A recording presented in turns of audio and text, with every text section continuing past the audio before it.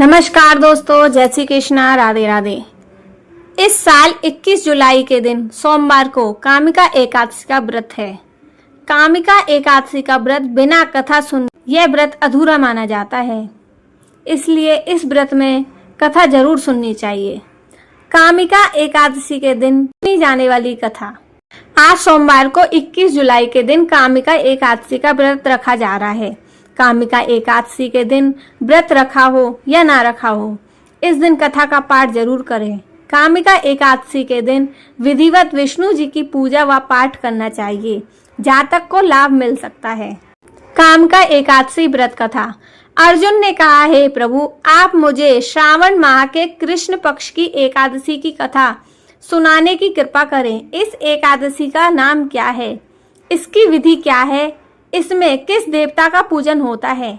इसका उपवास करने से मनुष्य को किस फल की प्राप्ति होती है? भगवान श्री कृष्ण ने कहा, हे श्रेष्ठ धनुर्धर, मैं श्रावण माह की पवित्र एकादशी की कथा सुनाता हूँ। ध्यान पूर्वक श्रवण करो। इस बार इस एकादशी की पावन कथा को भीष्म पितामह ने लोक हित के लिए नारद जी से कहा था।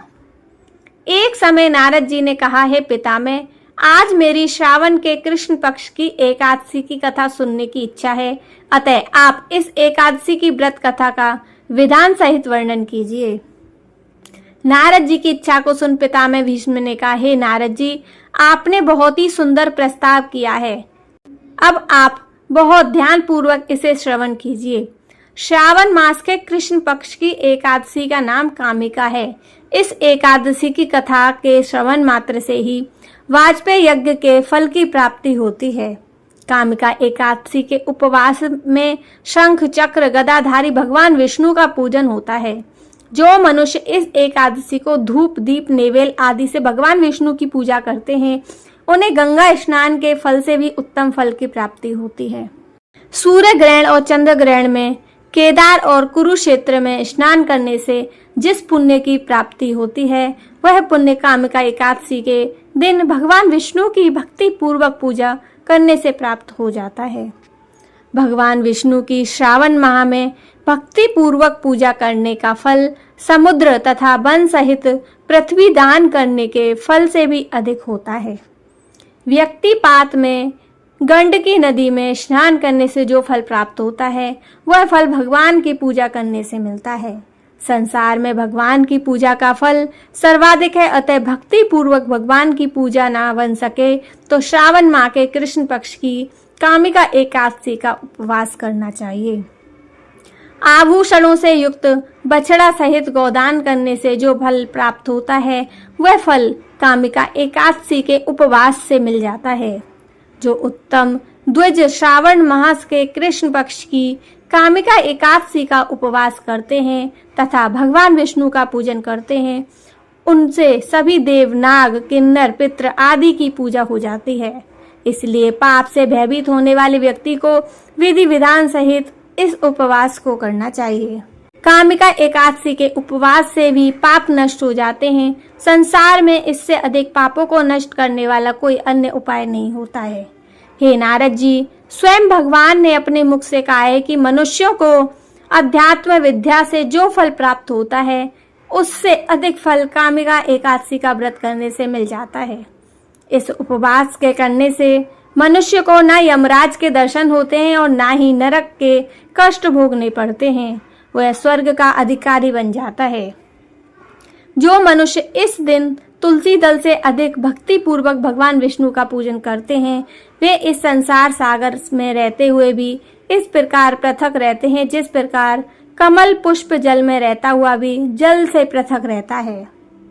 तुलसी दल से भगवान श्री हरि का पूजन करने का फल एक बार स्वर्ण तथा 4 बार रजत दान के फल के समान होता है।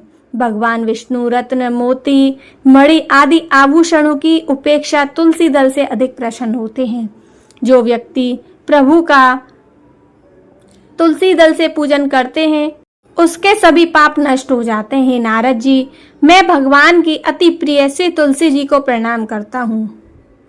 तुलसी जी के दर्शन मात्र से मनुष्य के सभी पाप नष्ट हो जाते हैं तथा शरीर के स्पर्श मात्र से मनुष्य पवित्र हो जाता है। तुलसी जी को जल से स्नान कराने से मनुष्य की सभी यम यातनाएं नष्ट हो जाती हैं। जो मनुष्य तुलसी जी को भक्ति पूर्वक भगवान के श्री चरण कमलों में अर्पित करता है उसे मुक्ति मिलती है। इस कामिदा एकादशी की रात्रि को जो मनुष्य जागरण करते हैं तथा दीप दान करते हैं उनके पुण्यों को लिखने में चित्रगुप्त भी असमर्थ हैं। एकादशी के दिन जो मनुष्य भगवान के सक्षम दीपक प्रज्वलित करते हैं उसके पितृ स्वर्गलोक में अमृत का पान करते हैं। भगवान के समक्ष जो मनुष्य घी या तिल के तेल का दीप प्रज्वलित करते हैं उनको सूर्य लोक से भी सहस्त्रों दीपकों का प्रकाश मिलता है। कामिका एकादशी का व्रत कर प्रत्येक मनुष्य को करना चाहिए। इस व्रत के करने से ब्रह्म हत्या आदि के सभी पाप नष्ट हो जाते हैं तथा इंद्र लोक में सुख भोगकर प्राणी अंत में विष्णु लोक को जाते हैं। इस कामिका एकादशी के महत्व के श्रवण व पठन से मनुष्य स्वर्ग लोक को प्राप्त करते हैं। भगवान श्री हरि सर्वोपरि हैं। वे अपने भक्तों की निश्चल भक्ति से सहज ही प्रसन्न हो जाते हैं। तुलसी जी भगवान विष्णु की प्रिय है। भगवान श्री हरि हीरे मोती सोने चांदी से इतने प्रसन्न नहीं होते जितनी प्रसन्नता उन्हें तुलसी दल के अर्पण करने पर होती है। कामिका एकादशी व्रत कथा प्राचीन समय की बात है। एक गांव में एक क्रोधी स्वभाव का ब्राह्मण रहता था। किसी कारणवश उसका अपने पड़ोसी से विवाद हो गया और उसने क्रोध में आकर उसकी हत्या कर दी। बाद में उसे अपने कृत्य पर बहुत पछतावा हुआ और वह प्रायश्चित करने के लिए वन में गया। वन में एक ऋषि ने उसे देखा और उसके चेहरे की उदासी का कारण पूछा। ब्राह्मण ने सारा वृतांत कह सुनाया। तब ऋषि बोले, हे ब्राह्मण, तुमने जो पाप किया है उससे छुटकारा पाने के लिए श्रावण मास के कृष्ण पक्ष में आने वाली कामिका एकादशी का व्रत करो। इस एकादशी का व्रत समस्त पापों को नष्ट करता है और पुण्य प्रदान करता है। इस दिन भगवान विष्णु का ध्यान पूजन, व्रत, उपवास और कीर्तन करने से मनुष्य सभी पापों से मुक्त हो जाता है। ब्राह्मण ने ऋषि की आज्ञा अनुसार विधि पूर्वक कामिका एकादशी का व्रत किया। व्रत की महिमा से उसके सारे पाप नष्ट हो गए और उसे मोक्ष की प्राप्ति हुई।